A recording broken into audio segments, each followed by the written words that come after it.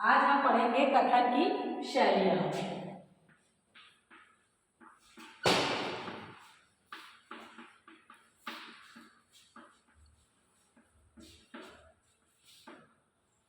कथन की शैलियाँ।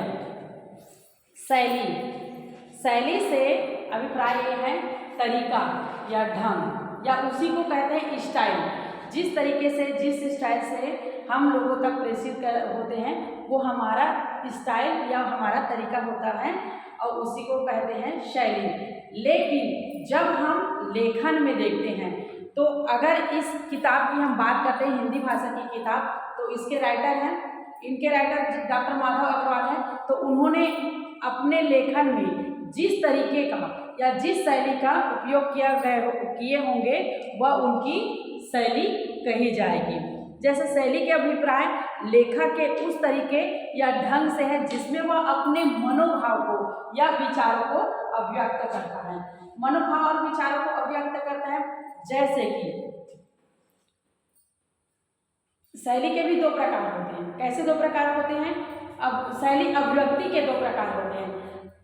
एक जो मूक बधिर व्यक्ति है उसको समझ में नहीं आया तो ऐसे मुंह को क्या बोल रहे हो, हम उसको मुंह से व्यक्त करेंगे। लेकिन मूक बधिर व्यक्ति जो है उसको क्या करेगा,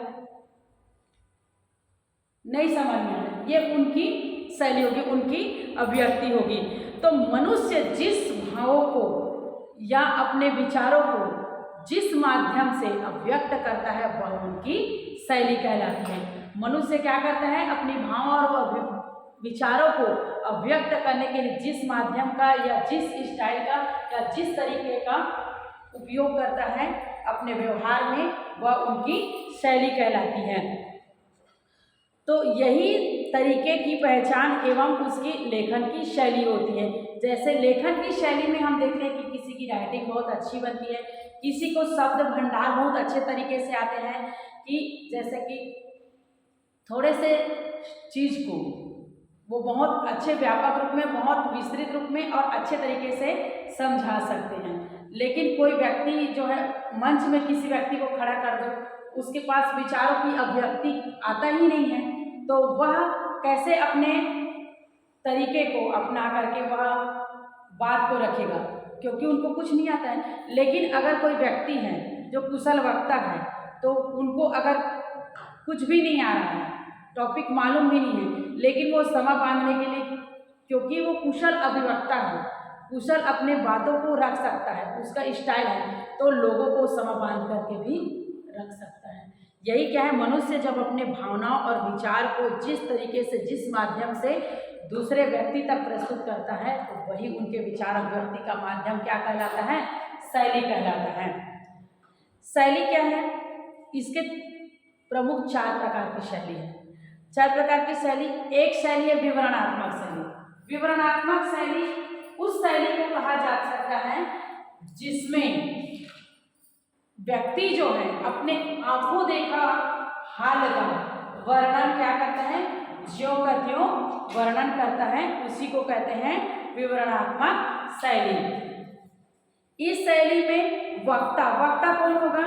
जैसे मैं किसी घटना का तटस्थ होकर ज्यों का त्यों वर्णन कर रही हूँ वह क्या होता है, विवरणात्मक शैली कहलाता है।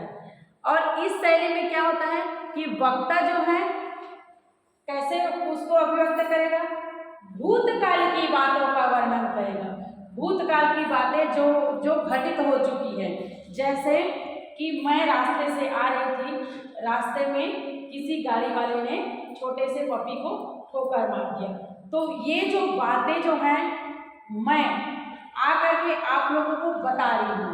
तो इस विवरणात्मक शैली में क्या होगा, वक्ता कौन हुआ, मैं हुई, क्योंकि मैं जो है आपको बता रही हूँ कि मैं रास्ते से आ रही थी ड्यूटी के समय, तो किसी गाड़ी वाले ने छोटे से पपी को ठोकर मार दी। लेकिन इस विवरणात्मक शैली में क्या होता है कि वक्ता का अपना कोई राग या द्वेष नहीं होता, इसमें केवल भूतकाल की बातें होती हैं। मतलब यह है कि हम जो है जिस चीज को आंखों देखा हाल ज्यों का त्यों वर्णन करेंगे। इसमें वक्ता का कोई राग या द्वेष नहीं होता है। क्या होता है, विवरणात्मक शैली में वक्ता का कोई राग या द्वेष नहीं होता। कैसे राग या द्वेष नहीं होता है कि हम जो है ये नहीं कहेंगे कि कुत्ता गाड़ी के नीचे पहले से लेटा था इसलिए उसको ठोकर मार दी, या कुत्ता पागल था, ये नहीं कहेंगे। हमने क्या देखा, भूतकाल की बातों का ही विवरण करेंगे। हमने ये देखा कि गाड़ी आ रही थी, छोटे से पपी को ठोकर मार दी, और हम वक्ता हैं, हम आपको बता रहे हैं। वक्ता कौन होगा, जो व्यक्ति भूतकाल की बातों को आंखों देखा हाल ज्यों का त्यों वर्णन सामने व्यक्ति से करता है, वह क्या होगा, विवरणात्मक शैली, जिसमें वक्ता अर्थात जो बताने वाला है घटना के बारे में जो वर्णन कर रहा है उसका अपना कोई राग या द्वेष नहीं होगा, अर्थात वो बातों को बढ़ा चढ़ा करके नहीं कहेगा। और इसमें ध्यान रखना कि विवरणात्मक शैली में विवरण भूतकाल की बातों का ही किया जाता है। ये ऐसा नहीं होगा कि हम भविष्य की या वर्तमान की बातों का वर्णन करें, क्योंकि हम विवरण देंगे ना तो बीती हुई बातों का ही तो विवरण देंगे। इसकी भाषा कैसी होती है, फिर इसकी क्या है, विवरण शैली की विशेषताएं हैं। विवरण शैली की भाषा क्या होती है, सरल व स्पष्ट होती है। देखो हम लोग क्या है, छत्तीसगढ़ के रहने वाले हैं, तो हमारी भाषा क्या है, जनरली हम बोलचाल में छत्तीसगढ़ी भाषा का इस्तेमाल करते हैं। तो गांव में अगर कुछ घटनाएं घट जाती है तो पुलिस वाले जब आते हैं तो पूछते हैं कि क्या क्या हुआ, आपने क्या देखा, तो गांव वाले बड़े सरलता से अपनी छत्तीसगढ़ी भाषा में उनको समझाते हैं कि साहब ये घटना हुई से मोर सामने में चेला में देखे हम ये दे फलाना हरे इस टाइप से घटना घटी से मेरे यहाँ वहाँ पर मौजूद मोर परिवार के मरीज से, तो इस टाइप से साहब क्या है, बाहर का पुलिस अधिकारी, लेकिन विवरणात्मक शैली की भाषा सरल होने के कारण वह जो है सरलता से उसको समझेगा। हम विवरण कर रहे हैं, हम किसी भी भाषा में कर रहे हैं, लेकिन वो भाषा सामने वाले को आसानी से समझ में आनी चाहिए। इसी को बोलते हैं विवरणात्मक शैली की भाषा सरल व स्पष्ट होती है। इसमें अलंकारों का प्रयोग नहीं होता। अलंकारों का प्रयोग मतलब हम जो है जिस घटना को जिस प्रकार से देखे हैं उसी प्रकार से वर्णन करेंगे, बढ़ा चढ़ा के हमको वर्णन नहीं करना है, ज्यों का त्यों वर्णन। इसमें कर्मवाच्य प्रधान संरचनाएं होती है। तीसरा इसका विशेषता कर्मवाच्य। कर्मवाच्य प्रधान घटनाएं का ही वर्णन कैसे होता है कि आपने घटना को घटित होते देखा है, ठीक है, तभी आप घटनाओं का वर्णन कर सकते हैं। और अगर कर्म हुआ ही नहीं है, घटना घटी ही नहीं है, तो आप कैसे वर्णन कर सकते हैं क्या, आप वर्णन नहीं कर सकते। इसमें वक्ता की प्रतिक्रिया स्पष्ट होगी। वक्ता कौन होगा, जो घटना का विवरण करेगा, और उसकी प्रतिक्रिया कैसे स्पष्ट होगी, वह जो है घटना इस प्रकार से घटित हुई है मेरे आंखों के सामने करके सामने वालों को बताएगा। सामने कोई भी व्यक्ति जिसको वह घटना का वर्णन कर रहा है उसमें वक्ता जो है तटस्थ होकर के उस घटना के सामने वह मौजूद था। इसमें क्या है, भूतकाल मतलब घटना जो बीत चुकी है ना, तभी वह क्या है विवरण करेंगे, तो भूतकाल में घटित बातों का वर्णन होता है। फिर दूसरा है मूल्यांकन शैली। मूल्यांकन शैली वह शैली है जिसमें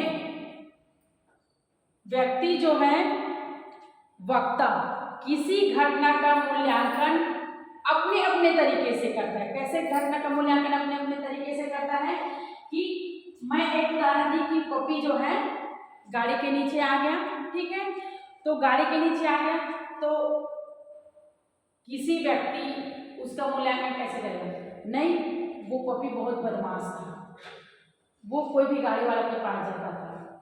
दूसरा व्यक्ति उसी का मूल्यांकन कर रहा है, गाड़ी वाले की गलती थी।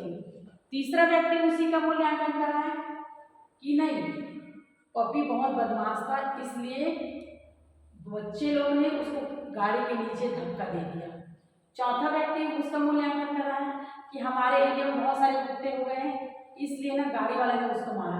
घटना वही है, पपी के ऊपर ही घटा है घटना, पपी की मृत्यु, लेकिन व्यक्ति जो है अपने अपने तरीके से उसका मूल्यांकन कर रहा है। जैसे जब हम मूल्यांकन शैली की बात करते हैं तो इसमें प्रत्येक व्यक्ति के मूल्यांकन करने का तरीका अलग रहता है और मूल्यांकन शैली में तरीका अलग होने से व्यक्ति के घर के संस्कार भी दिखाई देते हैं कि व्यक्ति किस प्रकार से संस्कार लेके आया है और किस प्रकार से उसके संस्कार जो है उसको मूल्यांकन करने पर निर्भर करता है, उसके मूल्यांकन शैली पर निर्भर करता है। कैसे मूल्यांकन शैली पर निर्भर करता है कि आज के डेट में देखिए कि स्त्रियों के साथ या छोटी बच्ची के साथ मारपीट या दुष्कर्म जैसी घटनाएं घटती हैं।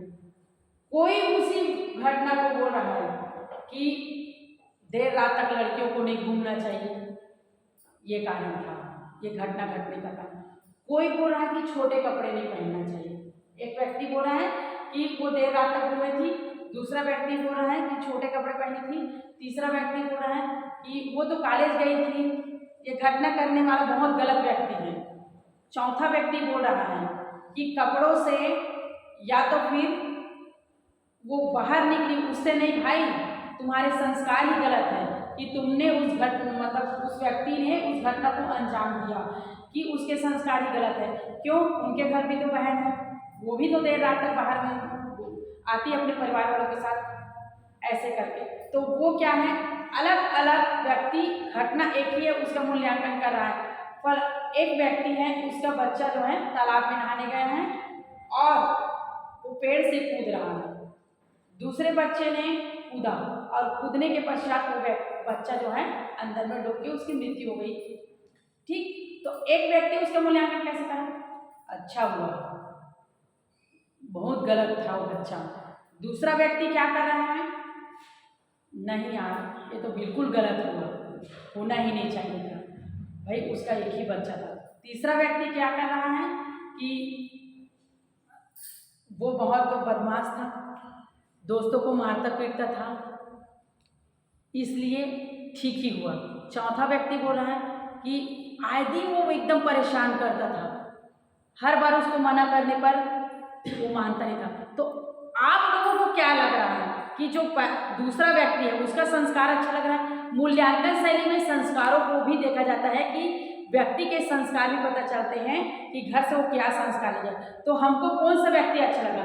नहीं यार, कैसे भी हो, उसका बेटा था, उसके साथ ऐसा नहीं होना था, भगवान ने ऐसा बहुत गलत किया उनके साथ, तो वह भी मूल्यांकन कर रहा है उस घटना का, लेकिन उसके मन में क्या है, सहानुभूति है। तो जब हम मूल्यांकन शैली की बात करते हैं तो व्यक्ति के घर के संस्कार भी उसमें पता चलते हैं, जिसमें मैं, मेरा मत है, मेरे विचार से, मेरे कहने अनुसार मेरा ये विचार है, ऐसे करके शब्दों का इस्तेमाल होता है। मेरे ख्याल से आपको और पढ़ना चाहिए। अभी तुम शादी के लिए क्यों आप तैयारी कर रहे हो सकता है आप अधिकारी बन जाओ। मैं बोल रही हूँ टीचर हूँ, आपके पापा बोल रहे नहीं मैडम अच्छा रिश्ता है तो कर देते हैं, फिर मैं बोल रही हूँ नहीं, हो सकता है वो अधिकारी बन जाए पढ़ लिख करके, तो उनके लिए और अच्छा सा रिश्ता आ सकता है। नहीं, फिर मम्मी बोली नहीं हमारे घर वाले लोग थोड़ा सा सपोर्ट करेंगे बोल रहे हैं, और ऐसे में बाद में फिर सपोर्ट नहीं हो पाएगा, उनके घर भी बच्ची है। तो घटना एक ही है क्या, कौन सा है, आपके विवाह की चर्चा हुई, लेकिन उदाहरण अलग अलग, मैं, मेरा मत, मेरे विचार से सब व्यक्ति जो है अलग अलग बात रख रहे हैं। इसको आप घर में भी समझ सकते हैं कि अगर हम घर में किसी मुद्दों पर चर्चा करते हैं तो हर व्यक्ति का अलग अलग राय होता है। यही क्या है, मूल्यांकन शैली है। मूल्यांकन शैली में मैं, मेरा मत है, इस प्रकार से बातों का वर्णन होता है, इसकी ये विशेषताएं हैं। और दूसरी विशेषता है व्यक्तित्व, व्यक्तिनिष्ठ बातें होती है कि मैं ही कह रहा हूँ वही सर्वश्रेष्ठ है। उदाहरण लिखते जाइए आप लोग। तीसरा इसका उदाहरण है, इसमें प्रश्न वाक्यों का उपयोग होता है। कैसे प्रश्न वाक्यों का उपयोग होगा, आप जो बोल रहे हो वो सही है क्या, मैं आपके कहने से मान लूं, हो सकता है आपकी बातें गलत हो, मैं ना मानूं, तब आप क्या कर लेंगे। तो इस प्रकार से इसमें प्रश्नवाचक वाक्यों का प्रयोग होता है। अभी जैसे गुड़िया की शादी करना है, तो अभी शादी करने से क्या फायदा, गुड़िया तो नौकरी मिलना चाहिए ना, थोड़ा सा और पढ़ लेगी, क्या हम ऐसा नहीं कर सकते कि गुड़िया की शादी बाद में करें। तो ऐसे प्रश्नवाचक वाक्यों का प्रयोग होता है। फिर इस शैली में व्यक्ति घटना विषय वस्तु का निष्कर्ष प्रस्तुत करता है। कैसे निष्कर्ष प्रस्तुत करता है कि अभी मैंने कहा कि गुड़िया की शादी हम लोग क्या बाद में नहीं कर सकते, फिर निष्कर्ष क्या हो रहा है, निष्कर्ष ये हो रहा है कि गुड़िया की शादी बाद में करेंगे कि गुड़िया जो है अच्छे से और एजुकेशन को प्राप्त कर लेगी। अभी ग्रेजुएशन में है, वो स्नातकोत्तर पास कर लेगी, हो सकता है गुड़िया थोड़ा सा और पढ़े और मेहनत करे, अच्छे से कंपटीशन एग्जाम की तैयारी करे तो गुड़िया की नौकरी लग जाए। तो उसका क्या है, निष्कर्ष हम निकाल रहे हैं। फिर अगला क्या है, इसमें गुण दोष के प्रति तर्क वितर्क होता है। गुण दोष के प्रति क्या तर्क वितर्क होगा कि हम अपनी बच्ची को पढ़ने भेज रहे हैं, गांव में हमारी अकेली बच्ची है तो कैसे, नहीं अकेले नहीं भेज सकते क्योंकि शाम के समय बस नहीं चलती है, आवागमन में असुविधा होती है, ठीक है। तो ये हमारा दोष निकल गया। फिर हमारा गुण क्या होगा, तो आपस में जो गांव के लोग हैं पड़ोस की, उन सहेलियों को भी तो कांटेक्ट कर सकती है गुड़िया, उनके साथ आ सकती है, फिर आधे रास्ते पर आप जा सकते हैं लाने के लिए। तो ये क्या हो गया, गुण हो गया।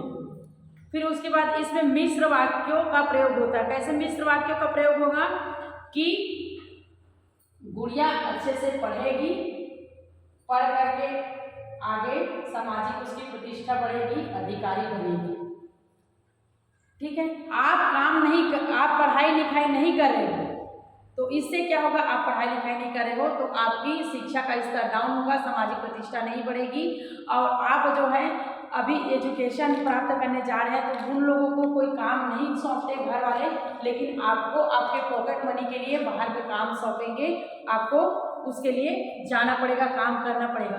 तो ये क्या है, तर्क संगत तालमेल इसमें स्थापित होता है।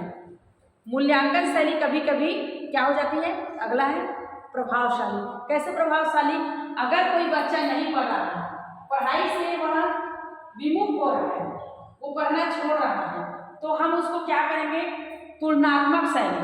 तो तुलनात्मक कैसे होगा कि दूसरों से तुलना करेंगे, वो फायदेमंद कैसे रहेगा कि आप पढ़ो, दीदी पढ़ रही है ना, उनके लिए मोबाइल लिए हैं, भैया पढ़ रहे हैं ना, उनके लिए मोबाइल लिए हैं, गाड़ी खरीदे हैं, तो आप छोटे बच्चे हो, आप पढ़ाई लिखाई नहीं करोगे ना तो आपको काम में भेजेंगे। लेकिन देखो दीदी को भेजते हैं क्या, काम में नहीं भेजते हैं, दीदी तो पढ़ाई करती है, तो आप पढ़ाई करोगे ना तो आपको काम में नहीं भेजेंगे, आपको अच्छी अच्छी चीज़ें ला कर देंगे, उनको देखो ऐसे करके।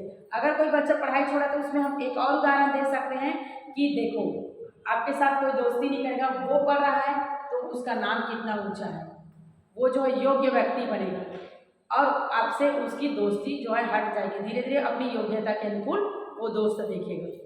फिर उसके बाद है अगला शैली है व्याख्यात्मक शैली। व्याख्यात्मक शैली वह शैली है जिसमें हम क्या करते हैं, जो उदाहरण है, व्याख्यात्मक शैली से अभिप्राय यह है कि जिसमें जटिल वाक्य या जटिल शब्द जो कहे जाते हैं उनको हम क्या करते हैं, समझते हैं, और समझ करके क्या करते हैं जी, उसको सामने वाले तक प्रस्तुत करते हैं। कैसे कैसे हम सामने वाले तक प्रस्तुत करेंगे, बताइए, एक आध उदाहरण आप लोग देखिए, बता रही, धरती सम कागज करूं, लेखनी समय बने राय, सात समद की मसी करूं, गुरु गुण लिखा न जाए कबीरा, गुरु गुण लिखा न जाए। तो आप लोग क्या समझे, समझ गए इसका मतलब, नहीं समझे ना, तो ये क्या है, जटिल है, जटिल पद है, फिर मैं उसका अर्थ आपको बताऊंगी, इसी को कहते हैं व्याख्यात्मक शैली। पहले मैं जटिल शब्द लिखे होंगे या वक्ता स्वयं प्रस्तुत करेगा, उसको फिर समझाने की कोशिश करेगा। कैसे, समस्त धरती का मैं क्या बना लूँ, कागज बना लूँ, समस्त जंगल को मैं लेखनी बना लूँ, और सात जो समुद्र है उस समुद्र की मैं स्याही भी बना लूँ, तो भी मैं गुरु का गुण नहीं लिख सकता। ये क्या है, पद जो है या जटिल कथन या जटिल विषय वस्तु को क्या करता है, व्यक्त करता है। किसके माध्यम से? व्याख्या के माध्यम से उसका स्पष्टीकरण करता है। आप लोग 6वीं 7वीं में 10वीं में पढ़े होंगे कि कोई कविता रहता है, कविता का क्या करते हैं आप लोग? संदर्भ लिखते हैं कि प्रस्तुत पद्य हमारे पाठ्य पुस्तक के इस कवि ने इस कविता को लिखा है। फिर उसके बाद प्रसंग, उसके अर्थ का आधा अंश जो है प्रसंग में आप जो है प्रस्तुत करते हैं। व्याख्यात्मक शैली में फिर इसका उदाहरण है, इसकी विशेषताएं हैं कि व्याख्यात्मक शैली में प्रायः सूत्र वाक्य होते हैं। सूत्र वाक्य कैसे होते हैं? संस्कृत के जो शब्द होते हैं, संस्कृत के जो संस्कृत के जो श्लोक होते हैं वो क्या होते हैं? सूत्र रूप में होते हैं। मतलब एक लंबा चौड़ा रहता है जिसको हम लोग शब्दों को थोड़ा थोड़ा करके पढ़ते हैं। जैसे विद्या ददाति विनयम विनयाति याति पात्रत्वम पात्रत्वात् धर्माप्नोति धनात् धर्मा तथा सुखम। आ गया समझ में? नहीं आया? क्यों नहीं आया? क्योंकि ये जटिल है। इसको हम बोल करके, इसको हम व्याख्या करके समझाएंगे कि विद्या ददाति विनयम, विनय, विद्या जो है विनय देती है, विनयाति याति पात्रत्वम। अब जब आपके अंदर विनम्रता का भाव आएगा तब आपकी पात्रता बढ़ेगी। अब पात्रत्वात् धर्माप्नोति, जब आपकी पात्रता बढ़ेगी, जैसे कि आज के ज़माने में आप लोग क्या करते हैं? यूट्यूब चलाते हैं, इंस्टाग्राम चलाते हैं, उससे क्या है कि आपकी जो पात्रता बढ़ी है, फिर आप लोग ऑटोमेटिक धन की आपको प्राप्ति होगी। फिर धनात् धर्म तथा सुखम, और जब धन को हम क्या करेंगे? धर्म के कार्य में लगाएंगे, अच्छे कार्य में लगाएंगे। जैसे हमारे पटना के खान सर को देखे हैं, अपने बच्चों को पढ़ाते बहुत कम फीस में। फिर धनात् धर्म तथा सुखम, फिर वो क्या कर रहे हैं कि वो जो बच्चों के पढ़ाई से उनके पास जो पैसा आ रहा है, जो कोचिंग से, उन्होंने हॉस्पिटल खोले हैं, तो वो धर्म का कार्य कर रहे हैं जिससे उसको सुख और शांति की प्राप्ति हो रही है।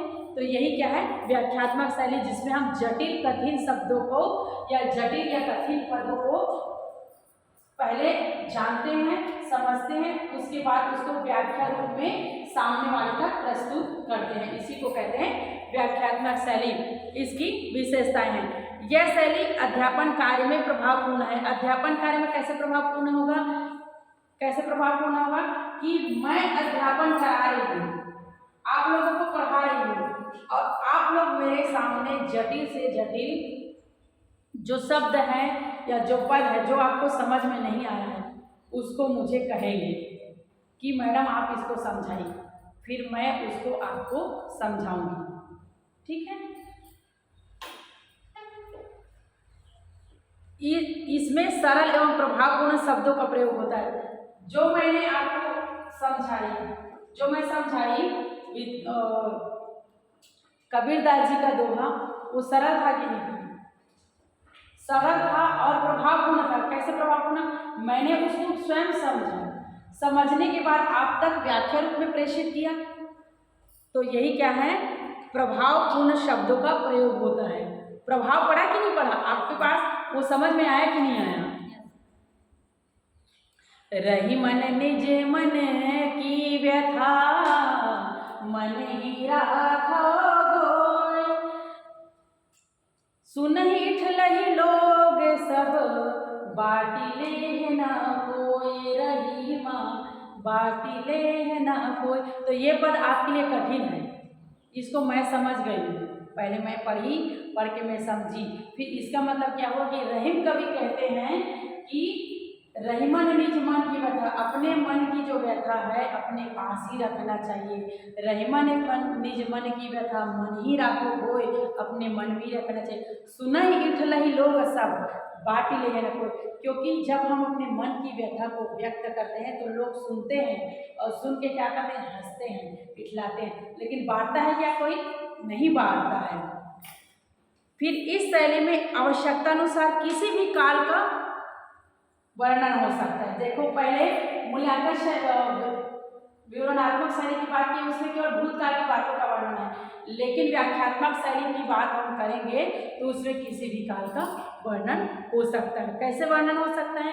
एकदम सरल सा उदाहरण, आप अच्छे से पढ़िए। ठीक है? आप अच्छे से पढ़िए, आने वाला भविष्य आपका उज्जवल होगा।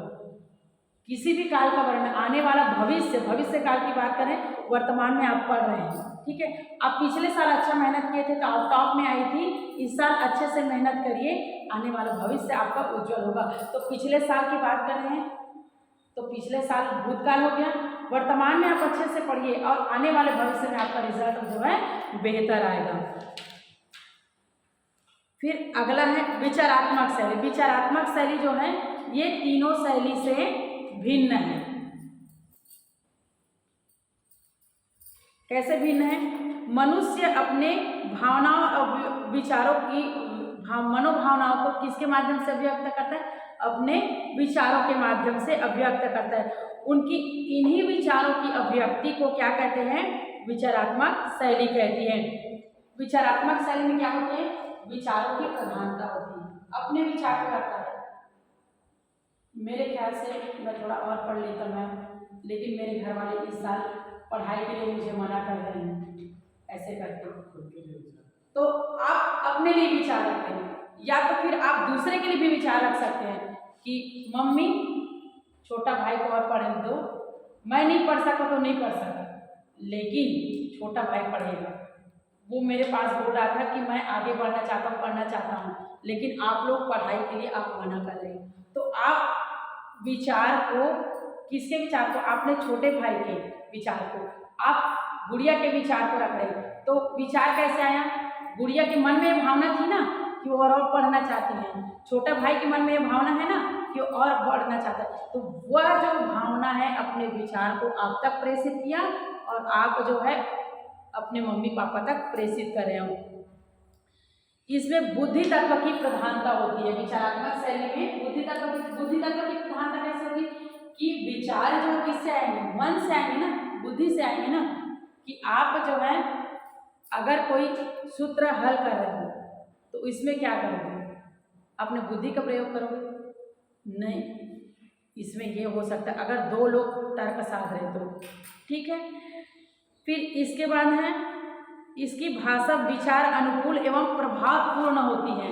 इसकी विचारात्मक शैली की भाषा जो है विचार अनुकूल और प्रभावपूर्ण होती है। विचार अनुकूल और प्रभावपूर्ण से समझिए कि जब छोटा भाई ने बड़े भैया के पास अपने विचार को रखा कि भैया मुझे और पढ़ना है, आप नहीं पढ़े तो नहीं पढ़े, मैं आपका छोटा भाई हूँ, ऐसे करके जब बालक ने विचार को आपके पास रखा तो आप जो है प्रभावित हो गए कि सही में मेरा फ्यूचर खराब हो गया तो हो गया, लेकिन मेरे भाई का फ्यूचर बनाना है। तो आप क्या कर रहे हैं?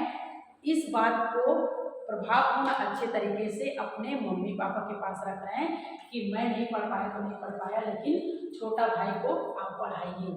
आप जो है उनकी भावनाओं को समझे, मन के विचार को समझे और विचार को समझने के पश्चात आप जो है उनकी भावनाओं को मम्मी पापा तक प्रेषित कर रहे हैं, रख रहे हैं। इस शैली में लेखक विवरण, मूल्यांकन अथवा व्याख्या की प्रस्तुत नहीं करता। आप क्या है? जो विवरण क्या है? भूतकाल की घटित घटना। मूल्यांकन क्या है? मैं मेरा मत है। व्याख्यात्मक क्या है? बातों को या कठिन कठिन बातों को व्याख्या करना। ये सबसे अलग होगा। इस शैली में केवल क्या है? मन में आने वाली जो भावनाएं हैं उसको सामने वाले तक प्रभावपूर्ण कैसे प्रभावपूर्ण? आप अच्छे ढंग से उसको प्रस्तुत करेंगे ताकि आसानी से सामने वाला समझ सके। बालक को पढ़ने की जिज्ञासा है, पढ़ने की इच्छा है, लेकिन घर में माता पिता नहीं पढ़ा रहे तो अपने बड़े भैया को बात कर रख रहा है कि मैं पढ़ूंगा, तो बड़े भैया जो है क्या करें? अपने से उस बात को मम्मी पापा तक प्रेषित कर रहे हैं। इसमें विषय अनुकूल भाषा का प्रयोग किया जाता है। विषय अनुकूल भाषा का प्रयोग कैसे होगा? कैसे विषय अनुकूल के भाषा का प्रयोग होगा?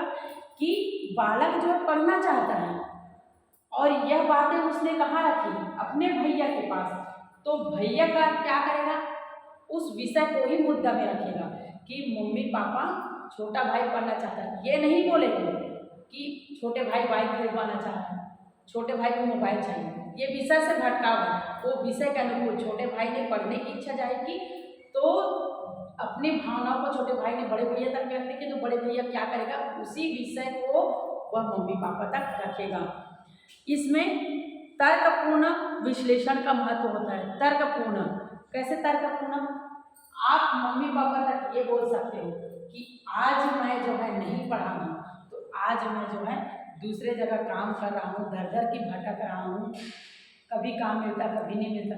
हो सकता है, आप तर्क साझो, हो सकता है कि छोटा वो बच्चे से पढ़ने में लगा नहीं, पढ़ने चाहिए, सकता है बड़ा अधिकारी बन जाए, उसका नाम रोशन होगा, आप लोगों का भी नाम होगा, प्रतिष्ठा बढ़ेगी, योग्य व्यक्ति कहलाएगा। वैसे भी हमारे फैमिली में इकलौता ही तो ये छोटा बच्चा है जो पढ़ेगा, मैं तो नहीं पढ़ा, दीदी भी नहीं पढ़ी, ऐसे करके आप जो है इसको विचार कर सकते हो।